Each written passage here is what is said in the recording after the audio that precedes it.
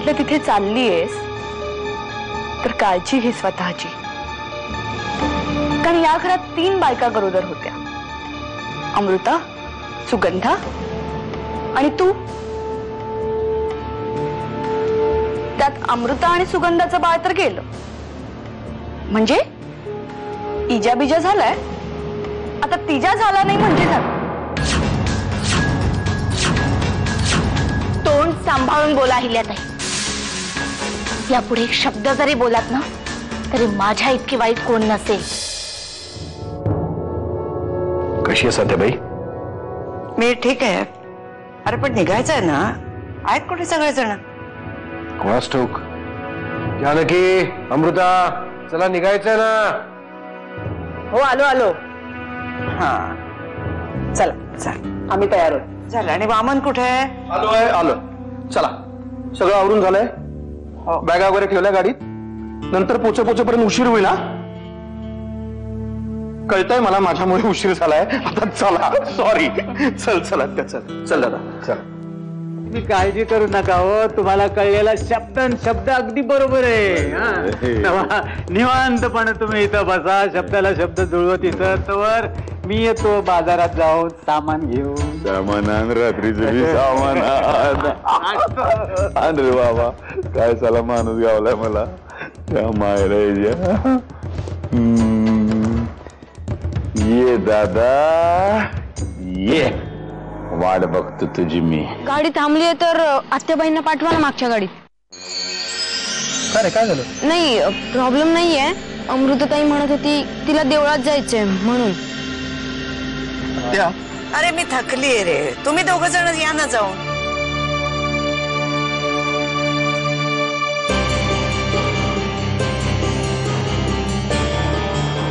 कसा झाला प्रवास? आत्याबाई दमलेली दिसतेस तू. आता आराम कर बर का, गावाकडे आलीयस. अरे काय डोकं बी काय की नाही तुला? नुसतं पाणी देतात होय. गुळाचा खडा कोण देणार मग? आणि गुळाचा खडा दादाला आपल्याच कारखान्याचा द्यायचा. लोकांच्या कारखान्याचा गुळ आवडत नाही त्याला. जा आता गुळाचा खडा घेऊन ये.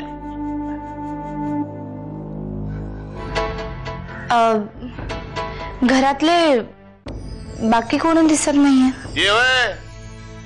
बाकीची माणसं म्हणजे कोण? 2 आचारी तर होते. ते गेले तिकडे पोरीचं लग्न आहे म्हणून सांगून. त्यांच्या पोरीला पोरं व्हायची वेळ आली तरी आलेले नाहीत अजून. ना आलाय कुठले. मग आता काय एवढ्या सगळ्या माणसांचं जेवण तू एकटा करणार आहेस? अरे नाही रे बाबा दादा, तुला सांगतो हे आचारी काहीच नाही. असा एक मस्त आचारी गावलाय मला.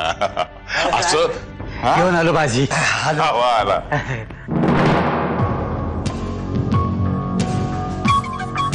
हे आमचे थोरले दादा बर का. तुम्हाला कुठेतरी पाहिल्यासारखं वाटतंय. अहो मुलं मला विसरली, पण कृष्णाबाई तुम्ही बी विसरलात मला. अहो मी शंभू. शंभू? शंभू म्हणजे शारदाचा नवरा? हा हा हा हा.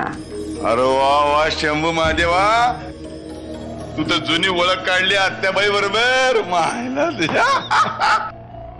आता मस्तपैकी जेवण करून घालाय ना खायला. हा लगेच येतो की. जेवण घेऊन येतो.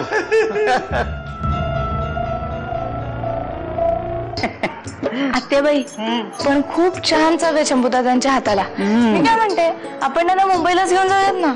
माझाही तोच विचार होता. माझी काहीच हरकत नाहीये. तो खूप जुना माणूस आहे आपल्या घरातला. मध्ये कुठे गायब झाला तर कोणास ठाऊक. आता इतके दिवसांनी परत दिसतोय. जोराने ओरड की, जोराने ओरड. हर्षो, काय फालतूपणा चाललाय? दादा मला अडवू नको. हे जे काय चाललंय ना ते माझ्यासाठी नाही चाललंय, तुझ्यासाठी चाललंय. परशु, याच्यात त्याची काही चूक असेल तर न्याय निवाडा करायला आम्ही आहोत इथे. नरसिंह हरामखोर काय बोलतोय, वरळतोय माहितीये का तुम्हाला? 1 मिनिट परशु. बोला शंभू काका, काय म्हणणं आहे तुमचं?